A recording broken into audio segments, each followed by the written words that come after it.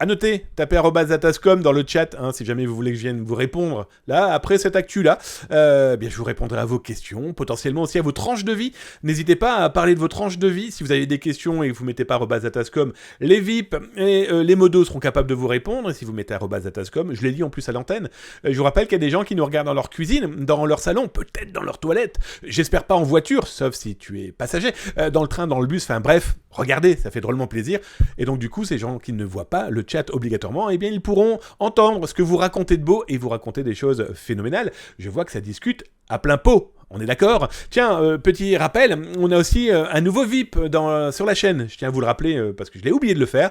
Eh bien, c'est Ok Chris qui est le nouveau VIP de l'émission, grand fidèle de l'émission. Et donc voilà, les grands fidèles se retrouvent un jour ou l'autre avec une médaille. T'aimes les médailles ? Je ne sais pas, mais en tout cas, c'est des gens de confiance à qui vous pouvez poser des questions. Tout et n'importe quoi. De toute façon, s'ils sont pas capables de répondre, ils vous diront « Je sais pas répondre ». Allez, côté autre actualité, j'ai trouvé quelque chose de, ma foi, fort intéressant. Je vous explique. C'est eh bien, le service de contre-espionnage français, non mais français, ça c'est sûr, la Direction Générale de la Sécurité Intérieure, plus connue sous l'appellation DGSI. Bonjour Kui. Bonjour nouveau follow, welcome, installe-toi tranquillement dans la cyber-émission, installe-toi, tu es chez toi, tu es dans la cuisine de Zataz, on est dans ta cuisine peut-être, en tout cas, installe-toi, tout va bien, et salut à toi aussi camarade, il vient de saluer tout le monde, le gars arrive, il follow et il dit bonsoir. On t'aime déjà.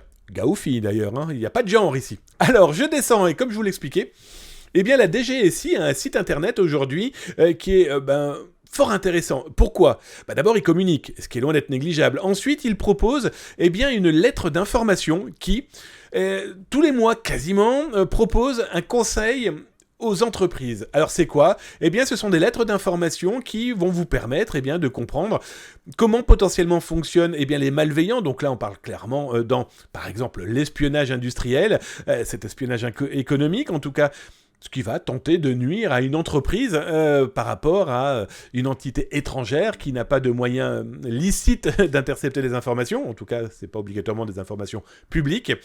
Eh bien, ils vont tenter donc ces ingérences, en tout cas ces cyber-intelligence ou intelligence tout court, et donc du coup la DGSI propose pas mal de lectures. Alors par exemple, risque lié aux audits externes, oui, vous faites appel à des sociétés pour faire un audit externe de votre business plan, de votre compta, de votre cybersécurité. Assurez-vous de ne pas faire rentrer le verre dans la pomme, la poire, ce que vous voulez, en tout cas... prudence. On a aussi comment déposer plainte, c'est pas négligeable, beaucoup de gens posent en voie, et moi je vois, je reçois pas mal de mails de gens, par exemple avec le service Veillataz, veillataz.com, où les gens me disent, voilà, on a une fuite de données qui nous correspond, comment on fait maintenant, comment on se débrouille ? Et je pense que ça sera même d'ailleurs une actualité, là, cette semaine, dédiée à ce sujet, parce que j'ai vraiment un énorme retour, et il y a plein de sites, il y a plein maintenant de sites dédiés à ce genre de choses, et ça, les gens sont pas obligatoirement au fait de la problématique. Alors après, sécurité des biens immatériels, protection à la recherche, etc., etc., et donc du coup, vous vous retrouvez, alors je vais vous prendre... cet exemple-là de lettre qui a été diffusé il y a quelques mois, qui correspond à quoi ? Eh bien, c'est en avril 2022, c'est marqué dessus en plus, les risques liés à la sollicitation par de faux profils sur les réseaux sociaux professionnels.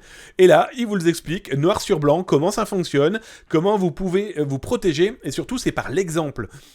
Zataz est le premier à vous le dire, il n'y a que par l'exemple concret des choses concrètes où on peut protéger les autres. Moi je dis tout le temps, on se protège par rapport et on explique ce qui se passe sous nos fauteuils, au moment où ça se passe. Eh bien alerter, c'est clairement protéger les autres. Donc il y a pas mal d'informations à collecter.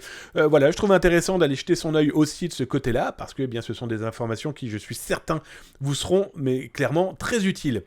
Et justement, dans les parties utiles, ça c'est pour les étudiants. Je sais que vous êtes nombreux, étudiantes et étudiants, à regarder l'émission de Zataz, que ça soit sur Twitch, là, tous les soirs, 19h, 20h, ou alors 13h, 14h, si tu es de l'autre côté de la Grande Flaque, du côté de Québec, Montréal, en tout cas de la partie francophone de l'Amérique du Nord.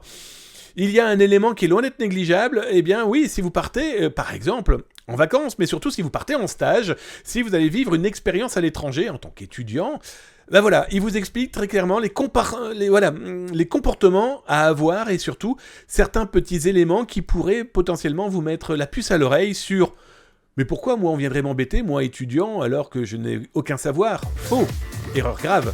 Oh merci pour ton sub, Dlay Hit.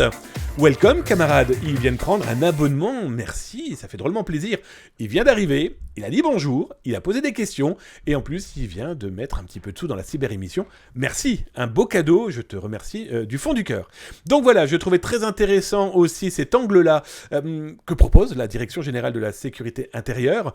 Allez jeter votre œil si ça vous intéresse, en tout cas c'est présent, ça existe, ça communique, je vous le rappelle, s'informer c'est déjà commencer à se cybersécuriser. Et puis alerter les autres, c'est clairement les sauver. Et je finirai par ce petit élément, quitte à rester dans ce service étatique français, autant les jeter voir côté emploi. Et écoutez, c'est simple, la capture écran, c'est marqué dessus, elle a 46 minutes, on va dire que maintenant elle a 56 minutes. Ils ont diffusé une petite offre d'emploi. La Direction Générale de la Sécurité Intérieure recrute des apprentis. Et là on se dit, what the fuck, des apprentis écoutez, oui, la preuve. Donc, chaque année, la direction accueille des apprentis au sein de ses services dans divers domaines, documentation, développement informatique, administration système, etc., etc. Écoutez, vous cherchez un boulot, vous êtes étudiant et vous vous intéressez à l'IT, vous vous intéressez à protéger votre pays, regardez, ils ont même mis un mail, apprentissage-dgsi@intérieur.gouv.fr. Bref, cette publicité totalement gratuite et qui n'est pas sponsorisée, je trouvais ça plutôt intéressant parce que c'est aussi du job, et le job dans la cyber, on sait qu'il y en a de plus en plus. Écoutez, t'es étudiant, tu veux te restructurer dans un endroit qui est là pour protéger les Français et leurs entreprises face au cybercrime, en tout cas à l'ingérence et au cyberespionnage ou à l'espionnage tout court, ou aussi du contre-terrorisme. Voilà, il y a du boulot à première vue. Servez-vous, Zataz vous l'a proposé.